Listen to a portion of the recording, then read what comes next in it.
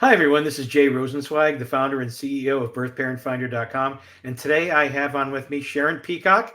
Sharon became a client of ours more than 2 years ago, and she was looking for her birth father. Hi, Sharon. How are you? Hi, Jay. I'm great. Thanks so much for having me. You're welcome. And we're glad you're here because after 2.5 years, your case is finally solved.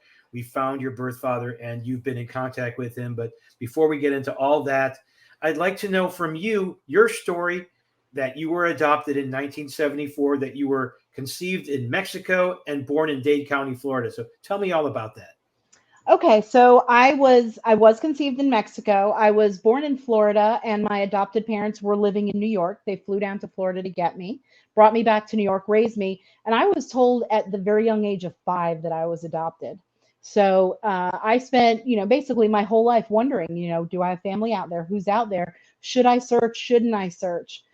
So it took a little while. My adopted mother rather, was not in favor of my searching, but my adopted father was in favor of my searching. So when I was 30 years old, I finally said, let's do it. It's time, and began the search first with my birth mother and then with my birth father.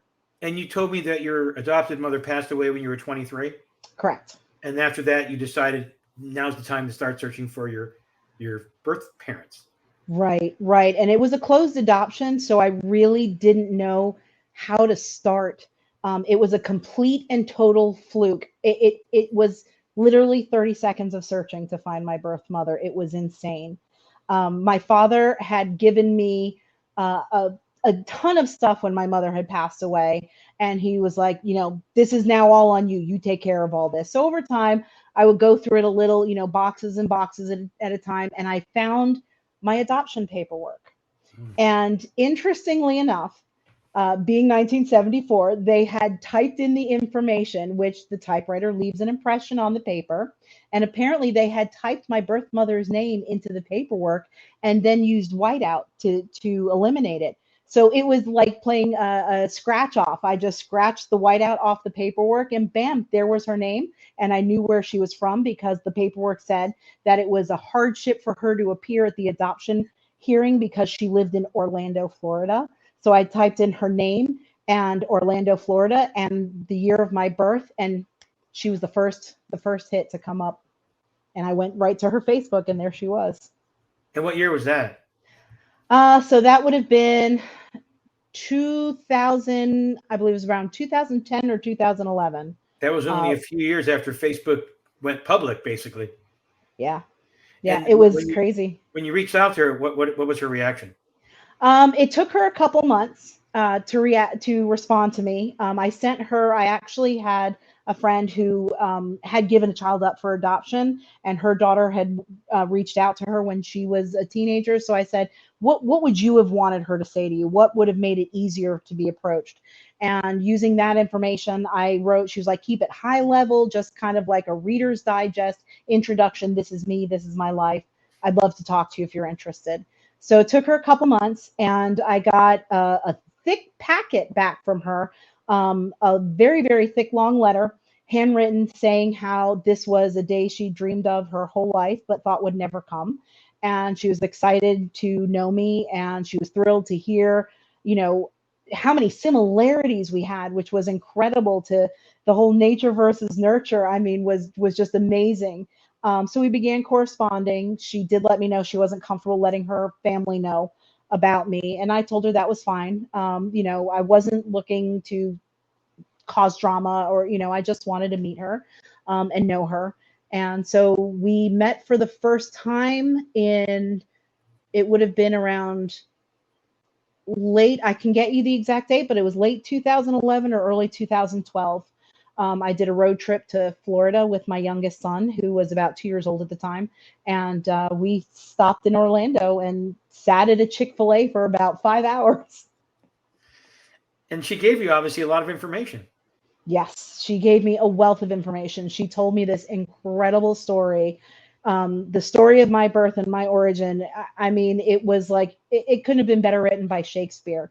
They met. She was studying abroad. She was living with his family, his extended family, while he was studying at the same university to become an engineer. And they were, two teenagers who fell in love. And even after, so when she got pregnant, her father became sick. She came back to the United States and she gave me up for adoption. And then she returned to Mexico. They were together for Wow. almost 5 more years. He even came to the United States to visit her. So she said so many wonderful things about him. She just, would share pictures with me that she had. I was only given two that I could keep, but she would show me some other pictures she had of him, and just spoke so highly of him. But some of the information that I was given was incorrect, which made it a little more difficult to look for him. And the Right. So one piece was last let's name. back it up. So after she got pregnant and had you were placed for adoption, and then she went back to Correct. Mexico. I don't know how soon after, but yeah, shortly thereafter, she did go So back to what did she Mexico. tell your birth father about the pregnancy? Well, he knew she was pregnant when she was still in Mexico. He wanted to marry her. He was ready to drop out of college and get a job and support his family and do everything he needed to do to take care of her and the baby. She did not want to do that. She was only 17 years old. And so she went back to the United States, found an adoption lawyer, and that's the place where she stayed at in Miami. It was a group home for pregnant girls who were putting their babies up for adoption. But she stayed in contact with him the entire time they were there. She sent me several letters that she had written during that time period, where he was saying, he was asking about the baby and how's the baby doing. And what she ended up telling him, because she said she knew he would never agree to sign adoption papers, was she told him that I was stillborn. Wow. And his reaction must have been just crazy. We'll get into that also, Yeah. but that's what she told him, that you died at birth, basically. Yes. Yes. And any other information she gave you about him for tracking him down, or was she even in favor of you tracking him down? She was very much so against tracking him down. Her words were, "He's a very good man. He doesn't deserve this." And you could take it from either side. Do you want to upset someone's life? Or at the same point, what about my thoughts and feelings and my wanting to find my father and my family, and let them know I am here, I am alive. So I decided to go with what my gut had told me and start pursuing him. So how long had you looked for him before you hired my company? Let's see. So probably several years. I probably started the search right around 2014, and then I came to you, I believe, around 2019, 2020, I think it looking was for help. the beginning of 2021. 2021, was it? Oh gosh, It's it been feels it's like it been was about two longer and a than half that. years So now. yeah, yeah. So I've been searching for him for probably about 10 years altogether. So I Once I knew remember, who he was, I was right. ready. I remember you came to us Hmm. and we looked at your case, and we actually charged you more money than the average person because we knew we may have to go to Mexico at some point. And that was part of the deal. That included going to Mexico in our Right. fee. Um, and we normally don't like doing that. We have people down there that do that work. So you had a name. You only had a first name of Luis, correct? Just that. And all we knew was his approximate age. He was in college in Guanajuato, Mexico, correct? Correct. University of Guanajuato. Right. And he later on possibly worked for Pemex Oil Company.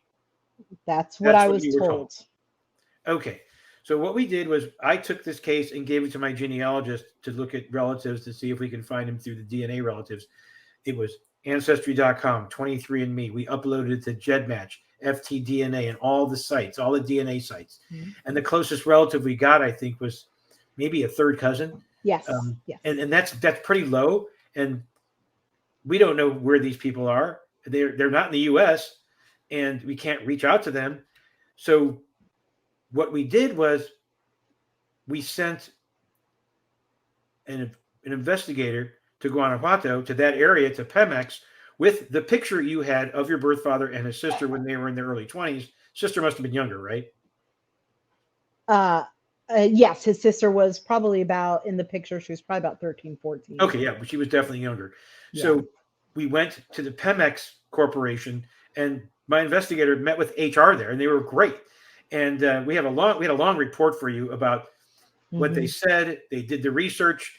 They put the math together with the timeline, and they came up empty. Completely came up empty. So now we're back to square one. And later on, this case was sitting for a while because you look for closer DNA relatives to come along. So you and I worked great together. It was a great team. We went through the DNA, looked at the relatives' names, and then we went through Facebook. And I don't know how Facebook is in Mexico, but for some reason, these people, this whole family, was on Facebook. Every one of them. And didn't even cross my mind that that would even happen. So going through their Facebook friends, going through their family, going through the comments, the likes, seeing all these relatives, we found a Luis Rosales. Mhm. He had pictures. Well, he didn't have any pictures. His wife had pictures. And there was Right. a picture of Luis and his wife. I'm looking at this guy's face, and I looked at the picture you provided from him back in around 74. It's the same guy. It has to Hmm. be. It has to be the same guy. And in his bio, it said that he was in the oil business. Not Hmm. Pemex. Didn't really say what company. Mind you, he's much, much older now. This was 1974. So over a period of months and many months, you and I both reached out to maybe 30 or 40 of the Facebook relatives. But they don't see those messages because we're not Facebook friends with them. Then I tried Facebook friending some of them, didn't get a response. I got a response from no one after that time period, zero. And I said to you, and I said, go ahead, reach out to his family members. And then what happened? So I decided to reach out to his sister, who was in one of the pictures that I had. Sent her the picture, and I said, "Hi, I hope you can help me. I am looking for the people who are in this picture. Might you be the woman who is in this picture?" And she immediately responded. I couldn't, like, it was instant. She was like, "Who is this? Where did you get this picture?" Because she knew. She later told me that as soon as she saw the picture, she knew who took the picture. So then she began asking me. I said, "Well, my mother gave it to me." And she goes, "Who's your mother?" And I said, "My mother is," I gave her my mother's information, my mother's name, her age. And she said that was one of my friends. She couldn't believe it. She was shocked. It took her a moment to process, but then she became extremely overjoyed and excited. And she asked that she be the one to tell my father. She wanted to be the one to share the news with him, and we moved from there. And the news has just spread like wildfire amongst the family. So they knew this wasn't a scam, that you were the real deal at what point? Almost immediately, because when I, when they said, "Send us a picture of your mother." So, I sent them pictures that I had, both recent from Facebook and older ones that I'd had from when they had first met. And um and they were like, there's no question, this is, we know. And so as soon as my she told my birth father, he knew. He was like, there, he goes, "There's no question." He Everybody had asked him if he wanted to do a DNA test, and he's like, "I don't need a DNA test. I know this is my daughter. Everything lines up. This is true. This is, look at her." So now they surprised me yesterday with a video call with one of my uncles who is retired and lives up on the coast. And he came to visit, and he was very emotional and very excited. And they're all looking at me. They're all going, "Look at her face. She's a Dominguez. There's no question." She's a Have you Dominguez. seen him on video chat? Yes, we did a video chat for the very first time on Friday. And this is an amazing story because this doesn't always work out that way, especially I someone know. in a country that's pretty remote. And the DNA wasn't good. The information we had wasn't good. And you told me that he told you he never worked for Pemex. He worked for a different company, correct? Correct. Correct. He's like, "With Pemex, you never would have found me. Even with the company he's retired from now, we never would have found him. He worked. He he had to move every 2 years with his job. So And he lives yeah, in Veracruz, Mexico, correct? correct. And his wife, how is she to all this? She's still processing it. She's, not, but she was only, my father said that she was only about 12 years old when I would have been born. So it Um, wasn't like there was a jealousy factor, or, like he was seeing two women at the same time. He's like, she just needs time to process right, it. and she will, and Yeah. he doesn't speak English, correct? He does speak a little. He used to speak more English than he did. So now he's like, okay, we're going to practice, me and my English and you and your Spanish. He's like, but I'm old. And I'm like, you're not that much older than me. So, That's true. So he did send a message to me and my company, and it was translated by you into English, correct? And I want to read mhm. that message. It says, "Thank you very much for looking for me, because otherwise I would have died without knowing that I had a daughter and 3 grandchildren. Thank you very much to your research team. A big hug for each one of them." And that's just beautiful. We love that. And he doesn't have daughters, and now he does. He didn't have any daughters and he didn't have any grandchildren. So his response to me, the very first response he had was that he felt a daughter had fallen from heaven. And it's been very emotional. And to have suddenly woken up one day and now he's got a daughter and 3 grandchildren, and he's been in contact with my one son who's in the Navy and is stationed overseas. So he's actually been able to chat with him, and he's over the moon. He absolutely loves it. And you said he does have a passport. Is that correct? Yes. So, but you're going to go see him in Mexico in September, perhaps. Yes, that's the current plan, because it's more than just meeting him. It's meeting all my aunts and uncles and cousins. They are all on Facebook, and my messenger. I have never, in all the years I've been on Facebook. It might be Facebook Marketplace, or someone sending me an article, but I every day I have tons of messages from my aunts, my uncles, my cousins, everybody wanting to get to know me, and it's just overwhelming. It's incredible. From being raised as an only child with no cousins to now suddenly having this immense, grandiose, loving, warm everyone. They're just incredible. Talking about how excited they are and how grateful they are, and that God has blessed us and brought us all together. It's been phenomenal. And we work a lot of these cases where people are looking for their birth mothers, their birth fathers, and women especially want that connection with their birth father. Mm. Um, and in your case, you had a void to fill. You really did. And how does that make you feel now? It's incredible. When I first saw his face on the camera, um, and to see his smile, and just his little facial movements when he's telling a joke, and it's the most incredible feeling. It's like there's this instant connection, and I just want to reach through the screen and hug him and never let go.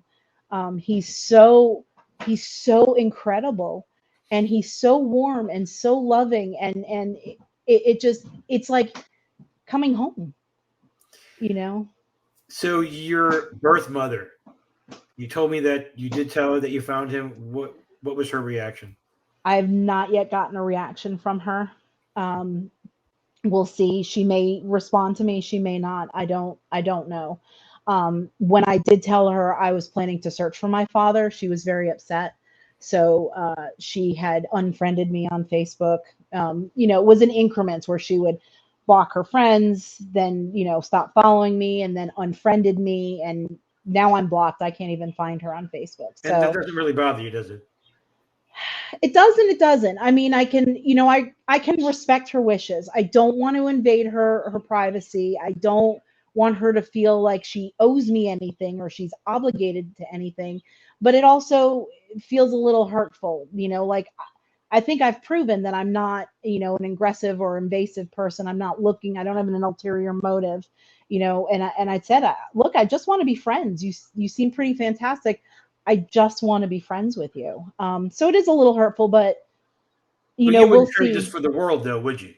Oh gosh, this was, and one of the things that my father and my aunt said to me, on our first call was that if I ever do reconnect with Marion, they want her to know that they are not angry, that my father is very appreciative of what she had done, that, he agrees. He's like, we would never, he's like, I never would have signed you away, even if my mother had to raise you, or, So my your birth brothers and mother was sisters. right Yeah, on those feelings and that what right. they would have done.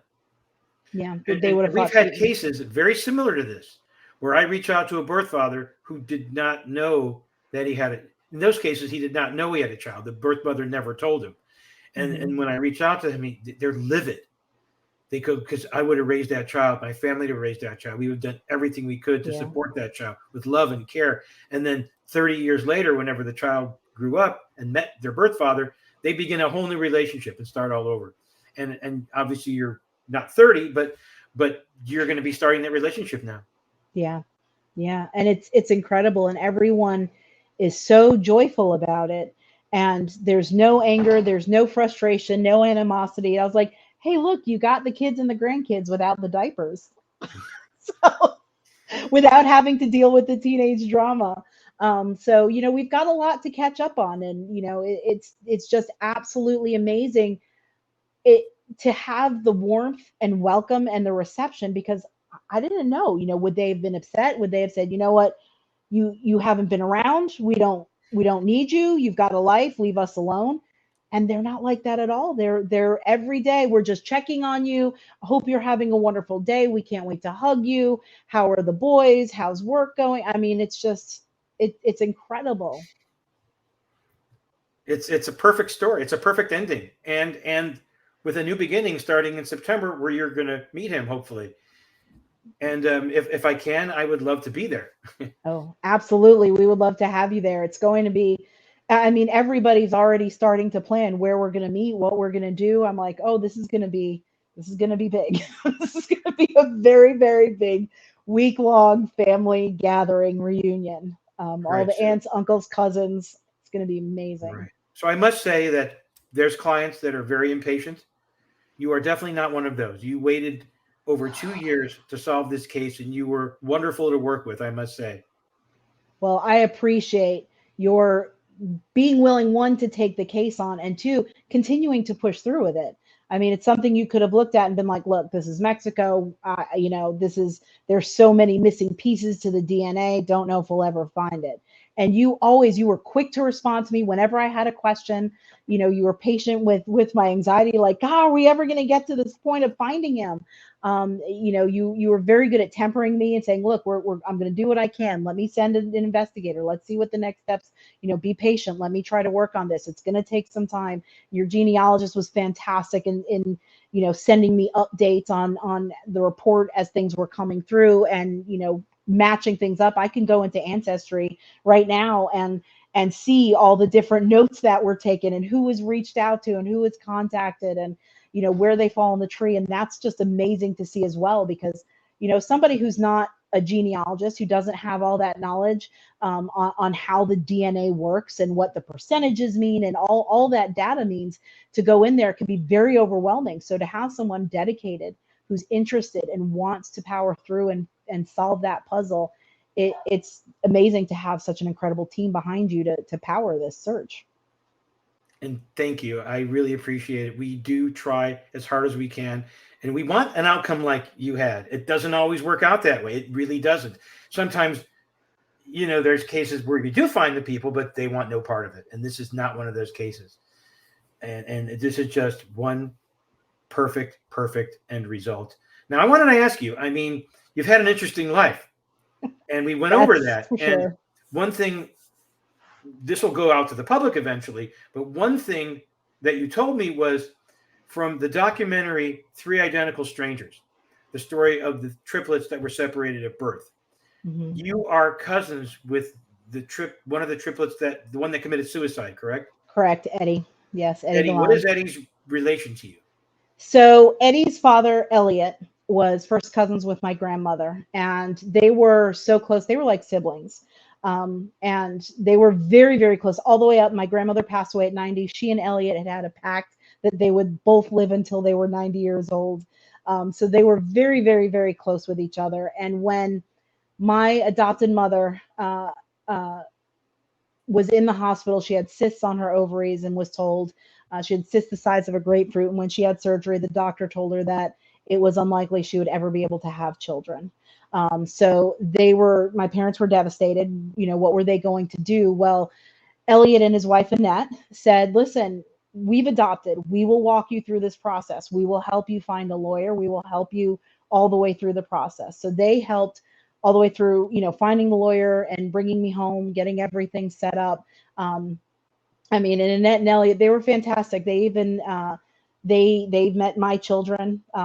Last time I had gone to Florida when my grandmother had passed away, my youngest and I went out to lunch with Elliot, you know, to reminisce and talk about my grandmother and the lady that she was. And it's just been incredible because they were really, you know, for them to have been through everything they had gone through and experienced, to then step up and help my parents and guide them through the adoption process and figuring things out and how to bring a child home.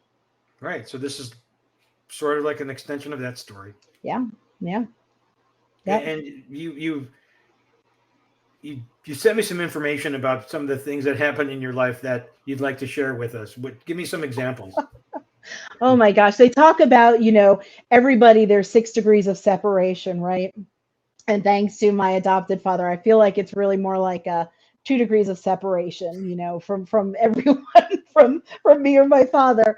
You know, I had grown up on the Upper East Side of New York and was, you know, fortunate enough to attend a prep school. That was the choice my parents made, and that's why I was an only child, because they couldn't. They made the choice to send me to a private school and give me a really, really great life as opposed to spending the money to adopt another child. They decided to invest all in on me. So I did get to go to school with, I had some interesting stories about celebrities and their families and their children that I attended school with, as well as, you know, employees, people who lived in my father's building. My father worked for Donald Trump. And my parents actually had attended Donald's wedding to Marla Maples. Wow. So we joke, I'm divorced from my first husband, but I actually have a set of crystal because we got married shortly after Donald and Marla got married. So my parents invited them. So we have crystal from them. And I got that in the divorce. You know, so, I mean, good gosh, it's like there's so many stories, so many people I've known and crossed paths with. Um, Throughout my career and throughout my life that has just been amazing. Um, Attended an Upper East Side prep school called York Prep. At the time, you know, we all know about the preppy murder, Robert Chambers. Those of us who lived in New York in the 80s, and he went to my school as well. That was where I attended high school, middle school, and high school. Phenomenal school. That wasn't the best time to be attending because unfortunately there was times where we had unwanted press outside of the school. But we still had a lot of great celebrities who attended my school. I attended uh, other classmates I had. Liv Tyler graduated from my high school. She was there at the same time that I was. We did have one class together. Sweetest person I have ever met in my entire life. Absolutely sweet and so funny. Everybody loved her. I think she was the most popular person in the entire school because she just had the best personality ever. So it sounds like your birth mother made the right decision. Yeah. She put Yeah. you in a good home. Your adopted parents took good care of you. Look at you now. You're a successful business person. And I believe you told me you got promoted. Yes. Yes. I Wonderful. am. It's been an incredible couple weeks here in our house. A lot of excitement and a lot of nonstop good news going on. Wonderful. And Sharon, again, thank you so much for doing this. And we look forward to possibly being with you in September. We know you're going to visit your father in Mexico. And like I said, we'll keep in touch and we'll hear more about this story. Absolutely. Thank you so much again, Jay, for everything you've done and for bringing our family together. There never will be enough words to express my gratitude for all you've done. And you're very welcome, Sharon. Thank you.